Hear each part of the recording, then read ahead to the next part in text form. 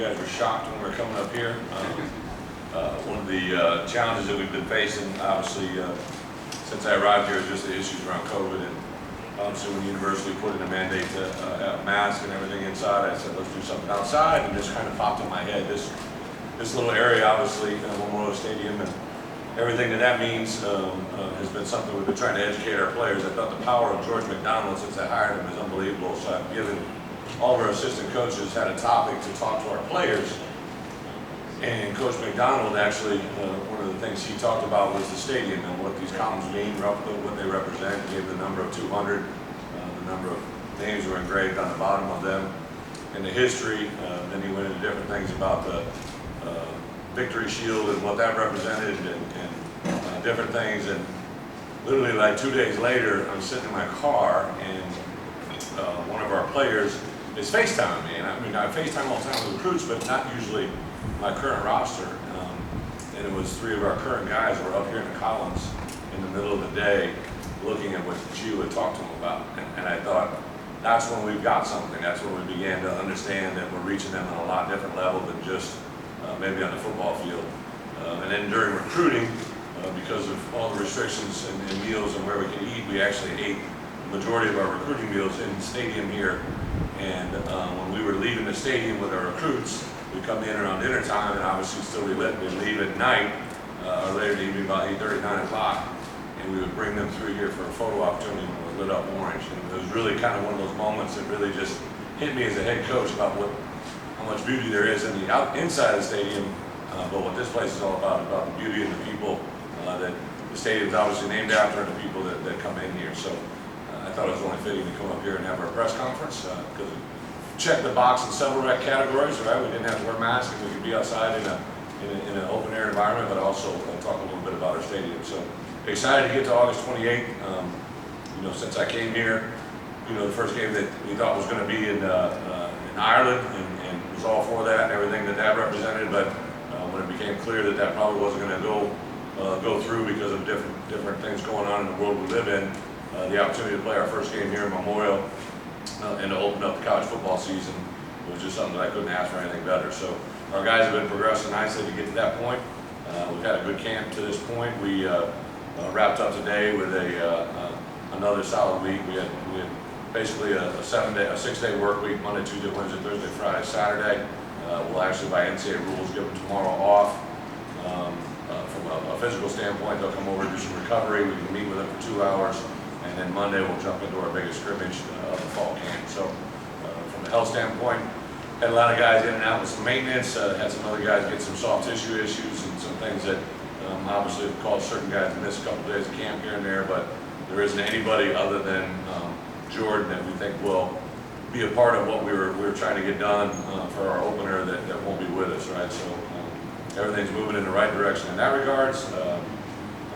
As far as competition, I know you guys will have a lot of questions, but just pure logistics of where we're at. We'll slowly transition after Monday, get some corrections on Tuesday, and Wednesday we'll kind of start our first real true 100% introduction to Nebraska and the game plan that goes into that. We'll still obviously work some good on good and do a lot of things with our current roster, just making sure that they have an edge to them, but we will start our official Nebraska preparation to kind of jump into that offense, defense, special teams, and see where that can go. So before we move on, I did want to pass along regard to Bob Oscarson, obviously, a lot of you guys that know him. I know he's going through a challenge in a personal way, so we want to give all of our prayers here for Illinois football out to him, and think about him and his family, and continued recovery hopefully for him. So with that, we'll open up for some questions. Right, you could talk about this roster addition to your team. Alec Bryant? Yes. Yeah, we definitely things we got to check the box on. Got word today that we can comment on Alec. He's in a process now where he's actually on campus. He's got to go through still 3 days of protocol before he can jump into it, and then when he gets into us, hopefully on Monday, if everything goes forward the way it should, then he's got to do through the NCAA progression through just like everybody else who starts fall camp. So won't really fully be with us on the same level until about a week from now, but very excited about Alec and the opportunity that he brings us. I think we've been pretty diligent in our pursuits of the portal transfer opportunities that exist, and really the outside linebacker is an area that we've been looking at just from a pure number standpoint. It's kind of a new position for us. That's something that wasn't really on the old roster. We kind of blended in some defensive ends, some backers, and Allie jumped out to us when he became available. Now he transitioned out of his previous school after July 1st, so he's technically ineligible. Started the waiver process and see where that can go. What's he bring to you long term? Yeah, you know, I obviously watched high school film, watched Virginia Tech film. I think he could be an outside linebacker, defensive end type, kind of like in that Owen Carney world. Kind of a bigger body that plays with some physicality, but you know, obviously I haven't had a chance to ever work with him individually, so we'll see what he gets. We'll see what he's like when he gets here. How do you gauge progression, readiness, or training as you get closer to this Wednesday? You know, a really good question. I would say we gauge really just by the growth from yesterday, right? Everybody's on a different level. You got guys that are 6-year seniors, guys that are going into what would be a normal 5th-year senior, 4-year, 3-year, 2-year, so forth. So everybody's kind of on a different level. Collectively as an offense, you have certain thoughts, defense, you know, punt unit, a punt return unit. But I think you just gotta kind of go off of where you were yesterday. I keep telling our guys, it's not about where we're at, it's where we're going. And these guys have taken a daily approach. There's days that I think we've had big gains, right? There's only been a few where I didn't know if we'd move forward, and I've challenged them with that. But I think overall, if you look at, one of the things I try to do over the weekend, I'll do it again tonight and tomorrow, is look at where we are, you know, practice number, we just finished practice number 12, go back and look where we were after practice 12, which is actually our spring game, you know, in the spring. And I know where we are now and I know where we were then, so I think we're moving in the right direction. Bret, could you elaborate a bit on what we said about outside linebackers, that and defensive ends? Do you see those as interchangeable in your system, or are there precise ideals about each position? Yeah, again, it's each kid's a little bit different, and then it depends on the package. I think the more multiple we can be, the better we'll all feel. I think the name of the game in today's world is being able to play against multiple offensive schemes, you know, within a week. One of the challenges that the NCAA, you know, gives a college coach and then, you know, in turn a college football player is they only give you 20 hours of work week to get ready for a game on Saturday. And in the NFL, you know, we would have a game on Sunday. Whenever that was done, you were usually done, whether you were getting home at 3 in the morning or 3 in the afternoon, depending on when the game was. Monday would come in and work. Tuesday was a day off for the players. But on Wednesday, at the end of practice, usually by the amount of hours they put in on Monday, came in and volunteered on Tuesday, and then hours they put in on Wednesday, you were usually through 20 hours by halfway through the week. And just the volume that you could teach them, give them, gauge them, is just so different for a college player on many different levels. So I think the outside linebacker world is kind of in that same world, right? Like 1 week they may play a certain type of technique against a certain type of offense that maybe has no tight ends. Then you go and play against Wisconsin and Iowa, and you got multiple tight ends on the field. That position has to be very multiple. What have you seen from just like these super teams? I know you talked about them a lot, but Yeah. as you get closer and just talking to them, you know, throughout the weeks there, it seems to be like we want to lay the foundation for something bigger. Yeah, it's you know, to be honest, one of the things I think is the biggest challenge is just having the super senior class blend in with the senior class. So when we have NFL scouts, we have 3 in here today, right? I've got a list of guys that are 6-year super seniors, and then you got a list of guys that potentially are seniors but could be, you know, guys that return. So it's just a very unique time. So with that being said, I've kind of just called them all seniors, right? And I even lose track. I mean, I do know in the back of my head who has no option but to leave and who has options to come back, but I've really tried to blend that super senior class into the senior class, right? And even like today when you're meeting with all the media, or meeting with all the players, I thought it was very important for them to meet with everybody, right? Like I want this team to know it's how we all play, not how one plays, right? And when dealing with the media, I want them all to have an opportunity to speak to you if you want to speak to them. So the more inclusive we can be rather than exclusive, I think it helps us out. But super seniors that are in their 6th year, you can't ignore the fact that they've been here 6 years, right? It sounds like a line from Animal House, right? Everybody wants to stay for that 6th year, but like they really, they've lived through a lot, right? They've lived through coaching change, they've lived through COVID, they've done, you know, some things that maybe have been very memorable on a positive note, but also some things that have been memorable from a negative moment, and they've championed it. And again, I stress all the time to them, it's not where we've been, it's where we're going, and I think they bought into that. Talking about some of those super seniors, how have they shown leadership towards the rest of the team, and what do you see them doing once it gets closer to game time? Yeah, without a doubt, I think just getting to know their personality better. It was interesting, right? So in December and January and February, as I'm getting to know them, I'm around them a little bit, but a lot of times it's on Zoom, right? And then we get into spring ball, and you're around them, but they're feeling you out, you're feeling them out. I'm just trying to get the chance to know them and understand them. And now, I think going into fall camp and really every week we're together to see their personalities come through and how to lean on them. Like I know when I need to call OC, and I know when I need to call Vidarian, right? I know when I need to call Doug Kramer, I know when I need to call Tony Adams, right? Like I just know who they are and what they can do and the strings they can pull in the locker room as well as on the field and who you can challenge. I would tell you that our guys probably would share with you, I go at our best players. Like when I'm trying to make a point, if I can make a point at one of our good players that's been around here, that's what I do, right? Like, so I think that probably jumps out to them a little bit different than what they've been used to.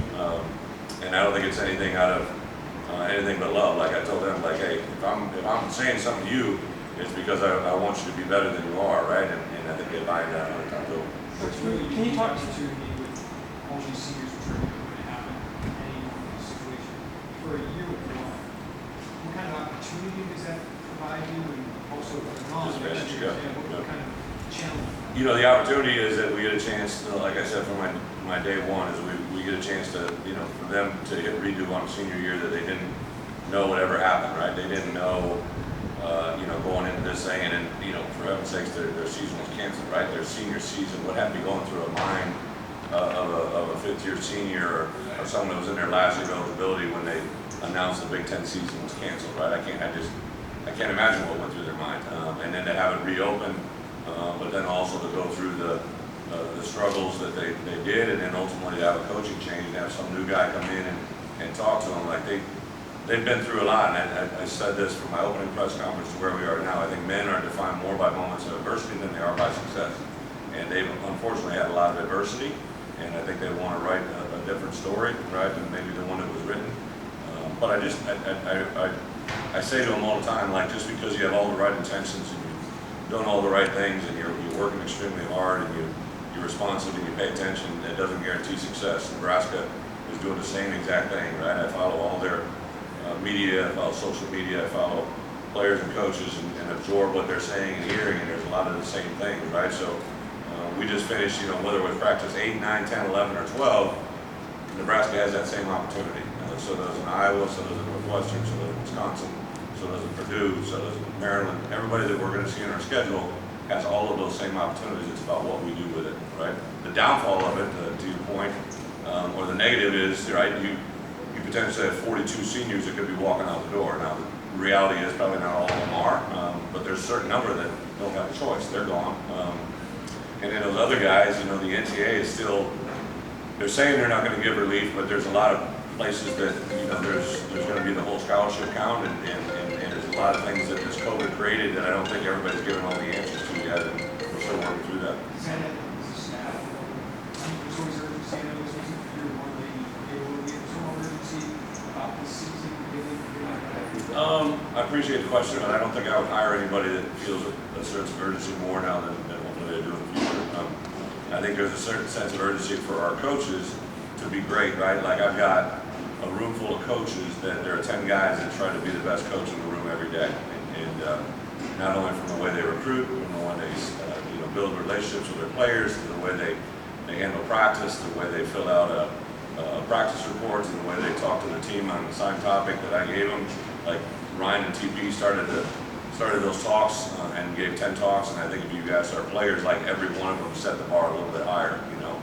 Aaron Henry and Ben Miller gave the last talks on the last of the assistant coaches, and both of them carried a message that brought everybody to a level of learning that was really awesome, including me. So I think there's a challenge there.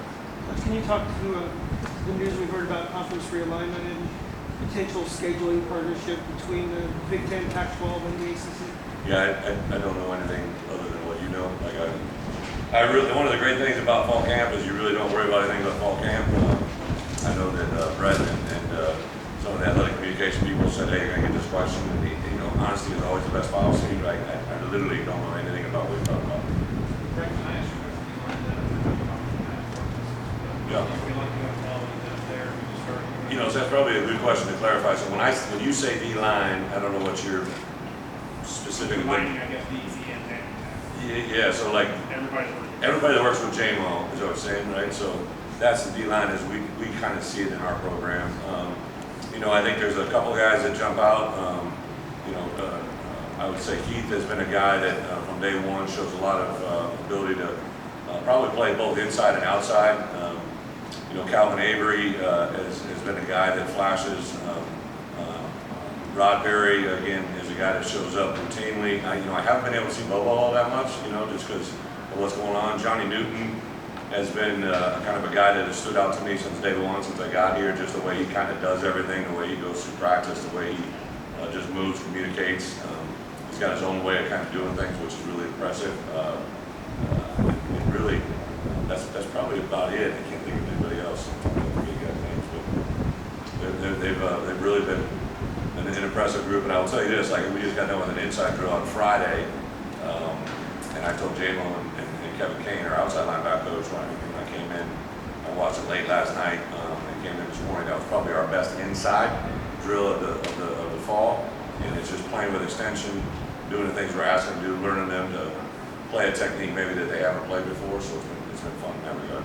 Sticking with the defensive line of Jacobson's group, what is it about him and working with him in the past that you think allows him to bring the best out of his group and really get them to work together? They spoke a lot about that. Terrence is a guy that, I do believe, obviously there's an exception to every rule, but I've learned this in coaching, and I think maybe I was a byproduct. A lot of times you're great players, I don't know how great a coach you're going to be. A lot of times you're great players were great players because they had a skill set or a skill or something that you really can't exactly coach all the time. For me, I was a very average player. They got a chance to play, and I think just because I knew the game a little bit better and understood it, and I think J-Mo would be the first to tell you, right, he didn't have a lot of college football snaps, but he took a lot of mental reps and has taken advantage of every opportunity since he's been coaching. I think our guys recognize right away that he's a very good skilled teacher, but his care factor was off the charts, right? Like he's got a beautiful family, he's got a beautiful wife, 3 kids. Like he just constantly talks and references that. Like I will get a text message from J-Mo anytime, day or night, that something's dealing with one of his players. Like he's engaged and he's in touch, right? Like even some players that aren't in our program now, I know the way they spoke about him before and after they left, about just the compassion and the appreciation for the way he does his job. Same kind of line with Bart Miller. He seems to have really gotten that offensive line group to rally around him. Yep. And he's really preaching physicality among a lot of other things. Is it similar things with Bart Miller, or are there other things that make him kind of special and connect with his players? There's probably a lot of connected dots, but also Bart is a very unique individual. To his own his own job and his own responsibilities. Bart, I knew right away as soon as I met him. Like I didn't know him from anywhere except for my old line coach at the time, Bob Bostad, had recommended him. He played for him, and then a guy that was just very impressive to me. That's why when I made transition in the middle of the season, I promoted him from a GA to full-time status. And was very impressive in that year, and then really try to help him advance his career ever since we've been apart to where when I got this job, I knew there was one guy I was calling. I only made one call, made an offer, and obviously he accepted. So Bart is very diligent, very focused. I think offensive linemen are unique in the way they get coached, just like any other position, but I think specifically offensive line, it's about how 5 guys work together. There's really not one other position, even defensive linemen, sometimes there's a linebacker in between them, right? Or a defensive end that all of a sudden rolls in between them. Like offensive linemen, those 5 guys work together in every. So when we go down in the stadium, right? Sometimes you guys aren't in there when they enter the field, but everybody kind of just walks in the stadium. The offensive line comes in together. Like they all come in together, all of them, right? Like if 18 are practicing, they all walk in together. And I remember the first practice we're in the stadium. 2 of the freshmen, both that didn't know the rule or somebody hadn't told them, and they got annihilated for about 30 rows up when the offensive line walked out, so they were out there. So that's just kind of a small microcosm of the way Bart thinks. Coach, do you talk to the staff and the players about season goals, team goals for the season, and how would you kind of measure success here in year one of your tenure? Yeah, so again, it's a great question. Don't want to speak on behalf of other people, right? Like, so one of the things I really believe in, I make seasonal goals, right, for myself, right? But like the seasonal goals for a team should be made by the team, right? So in the spring, I lay down goals of what I want them to accomplish in the winter first, right? And then I lay down spring goals, and then you lay down summer goals. When we're basically 10 days out from fall camp, we'll have a goal meeting, and then it's what they believe the goals are, right? Like, it doesn't really matter what I think the goals should be. I have high expectations, right? And I believe in those things and what they are, but those are expectations that I believe in. I hope their expectations are even higher, right? Like, that's the challenge of coaching, is to get your players to think they can go even beyond what you believe. And on the same account, you know, you want them to understand when you set a goal, what it means and how you have a plan to go about doing it. So the goals that we have this year will be set by our players. Is that a topic that you've spoken with Josh about as well? With Josh? Yes. About? Josh Whitman? Yes. Haven't talked about the season goals, win-loss record, anything like that? Bret, where are you with the 22 starters? Is Monday scrimmage huge? Are you still? Yeah, absolutely. I would tell you, you know, 22, 11 offense, 11 defense starters, right? That is probably, I don't know the best way to say it. There's probably certain positions where guys are like, oh, he's the guy, right? And others are really like, but I kind of told them coming into fall camp, because we had a lot of transition players, right? Guys that come out of the portal and what. Let's just kind of say everybody's going to start in a spot. We put up the depth chart, and I kind of said, hey, this is where we are day one. Literally day two, things change, and then day three, things change. There's some guys that have continued to rise to the challenge, but there's probably been more fluidity at certain positions than others, right? But you know, a guy like Doug Kramer, right? It's hard to see any other center playing better than Doug Kramer. You know, there's certain positions that I think it's just the player does what he's capable of doing. You have that, but one part that we kind of stress to everybody is we're only as the strength of our biggest weakness, right? So like if there's another position that needs to come along by moving another player to that position or looking at different options, we've done that. We've exhausted it. We had a position change as early as today. Just if we feel that, you know, we need to add depth, that's definitely what we'll do. But we'll name a starter group. You know, probably I don't think I'll do it 10 days out, but 7 days out we'll let out a press release, and those will be our starters. But the scrimmage is big on Monday? Scrimmage is huge. And a little bit to depth, not to, you know, abort your question, like I think it's big, right? Like, but the scrimmage is big because of the limited opportunities we have to play tackle, football, situational games. We'll have all the referees here. We're actually going to do as much as we can pregame to make it simulate. Our pregame meal will be 3.5 hours before the game. Normally it's 4, but just the way it works into our schedule that day. Officials, it's going to be a big scrimmage. Where's the competition between the 1s and the 2s and the 3s? I mean, is there a gap between the 1s and the 2s and the 3s, or how close is that competition on the depth chart? You know, it's again probably by position and a little bit different, right? There's at the wide receiver position, I think Gio's kind of rotated and rolled through a variety of different guys. Tight end, you know, you got Luke and DJ who set themselves apart, but you know, Tip and some other guys have really made nice strides, right? I think in the running back room, it's really 5 guys that we feel really good about, and you know, who ends up getting that starting nod could be simply based on what the play is, what the situation is. You know, so there's a lot of different things that go into it. I think as a whole, every head coach hopes that, you know, that you have as much similarity between your starter and your backup, but at certain positions, it's paramount that there's balance. But on the same account, you know, at key positions where there's only one guy, I always think about this, like there's only one quarterback on the field, right? There's usually only one tailback, right? There's 4 DBs, there's 5 O linemen, there's 3 D linemen, there's 4 linebackers, however you want to say it. There's a little bit of flow there, right? But for the guys that play one position, there's only one of them out there at a time. You hope there's as much balance as possibly to have. What's it been like being back in your home state, and what's kind of the reaction you've got from people in Provincetown? Yeah, you know, I got back a couple times. I went back myself solo before spring ball started, and my wife and I snuck back for my mom and dad had their 83rd and 82nd and their 61st wedding anniversary, so that was awesome.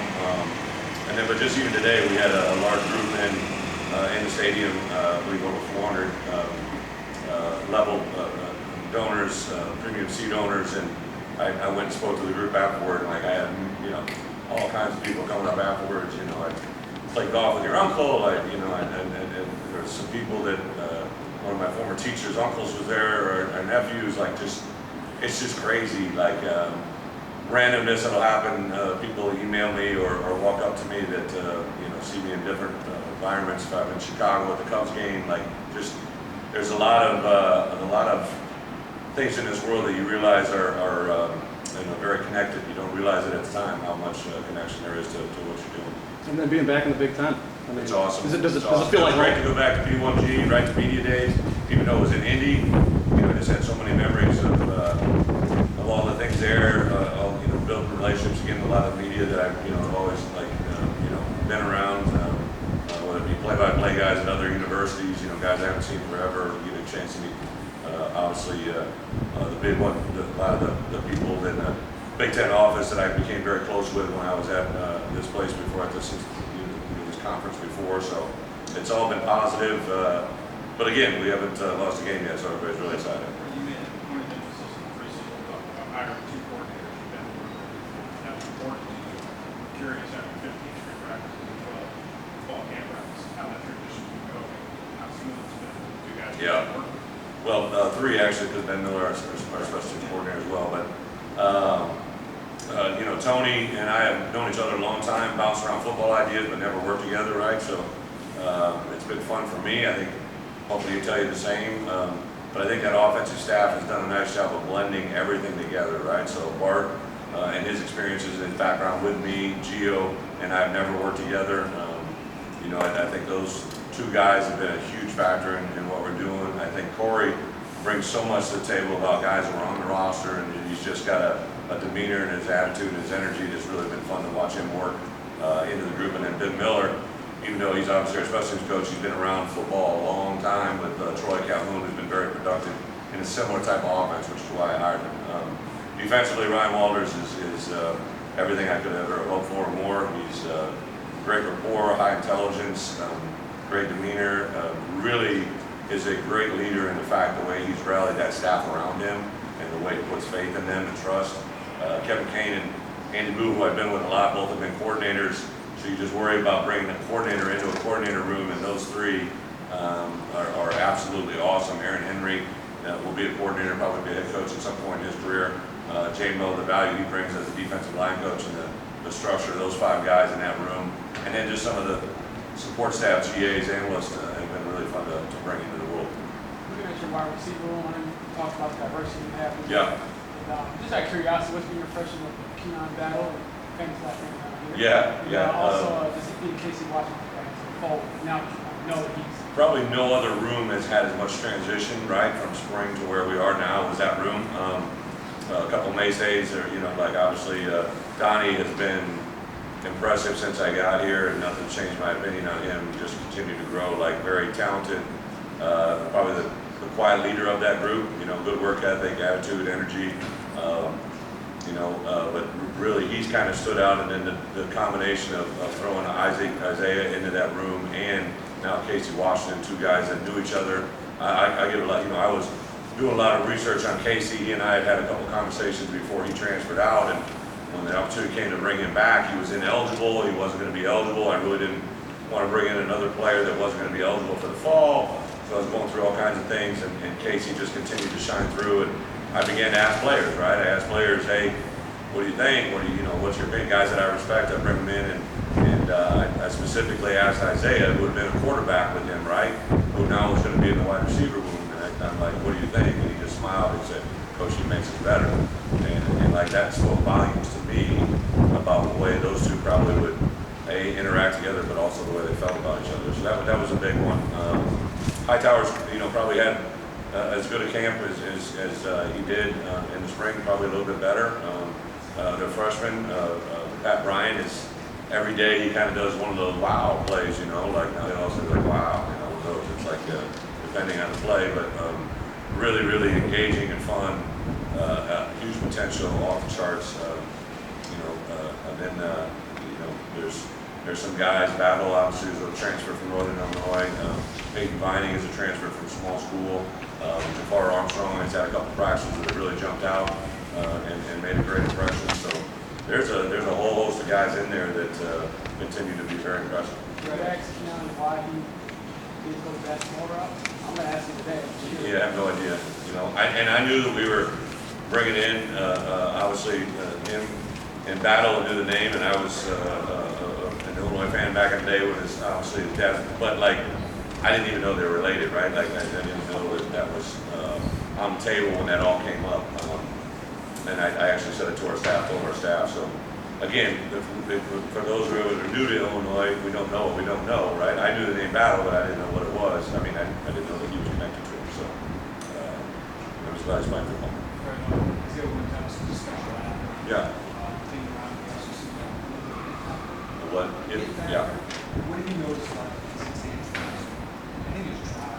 You know, I can't stress enough how impressive and sometimes people have to speak to be heard, right? Isaiah doesn't have to speak to be heard. He just has to walk, right? He just has to do what he does.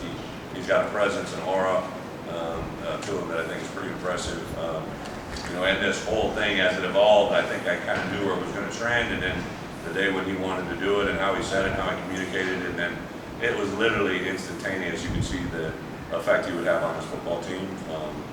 And then things that he's done during fall camp have jumped out, right? So like the key is to, I think, not put too much on him, right? So he hasn't, you know, we had a backed up scenario the other day, and he was lining up a wide receiver, and we, you know, had a certain schematic play called, and he failed to execute it. It was the first time he's been in that position since, like, you know, Pop Warner, right? And I, like, as coaches, I just brought that to their attention. Like, we all think he's got this incredible resource of knowledge and experience, but not at the wide receiver position. So he's got to go through some things there as well that we all have to be aware of, and don't put undue expectations on him, and let him just continue to be the great player he is.